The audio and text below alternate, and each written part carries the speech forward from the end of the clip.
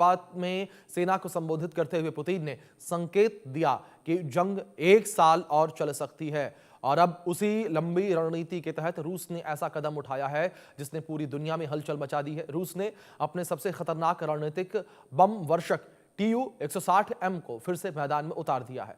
सवाल यह कि पुतिन आखिर चाहते क्या हैं और इस कदम का यूक्रेन युद्ध पर क्या असर पड़ेगा। तो यह बड़ा सवाल इस वक्त निकलता हुआ नजर आ रहा है। जिस तरीके से पुतिन का नया हथियार सामने आया है, इसको लेकर बड़े सवाल उठ रहे हैं और यह कहा जा रहा है कि क्या रूस और यूक्रेन का युद्ध और भी विध्वंसक होगा। रूस को मिले 2 Tu-160M बॉम्बर, लंबी दूरी के क्रूज मिसाइल ये हमला करने में सक्षम है। यूक्रेन युद्ध में ये अहम भूमिका निभा सकते हैं, न्यूक्लियर और पारंपरिक क्षमता से लैस हैं।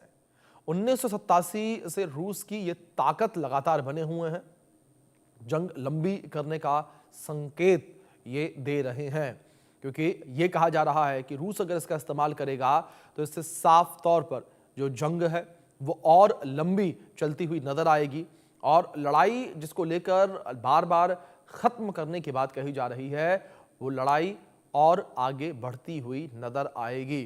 क्योंकि जिस तरीके से इन बॉम्बर का इस्तेमाल अगर रूस के द्वारा किया जाता है तो साफ तौर पर यह दर्शाता है कि रूस का यहाँ मूड लड़ाई खत्म करने का नहीं बल्कि इस लड़ाई को आगे भी जारी रखने का है।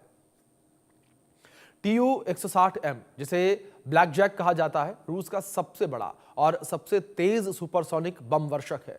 यह पुराने Tu-160 का आधुनिक रूप है जिसमें नए एवियोनिक्स, डिजिटल कॉकपिट और अपग्रेडेड इंजन लगाए गए हैं। रूस एक साथ 2 मोर्चों पर काम कर रहा है। पुराने विमानों को अपग्रेड करना और कजान एयरक्राफ्ट फैक्ट्री में नए Tu-160M का निर्माण।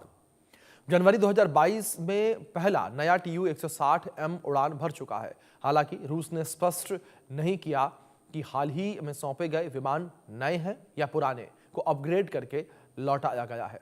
लेकिन इस बीच अनिश्चितता के बीच एक बात साफ है, रूस अपनी लंबी दूरी की हमलावर क्षमता को फिर से मजबूत कर रहा है, खासकर तब जब यूक्रेन ने ड्रोन हमलों के जरिए रूस के एयरबेस तक को निशाना बनाना शुरू कर दिया है।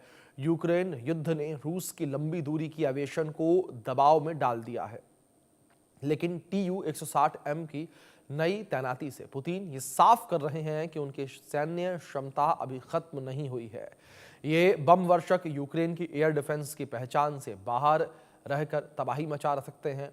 ऐसे में सवाल सिर्फ यूक्रेन का नहीं, पूरी दुनिया की सुरक्षा का है। पुतिन का संदेश साफ है, जंग लंबी होगी, हथियार और खतरनाक होंगे और समझौते की राह अभी बहुत दूर है। आप समझिए किस तरीके से यह ऐलान किया गया है और जो लड़ाई इस वक्त चलती नजर आ रही है, ये कई बड़े संकेत दे रही है।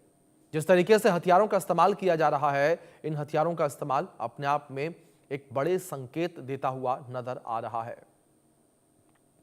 तो रूस को 2 Tu-160M ये मिले हथियार, ये घातक हथियार बताए जा रहे हैं।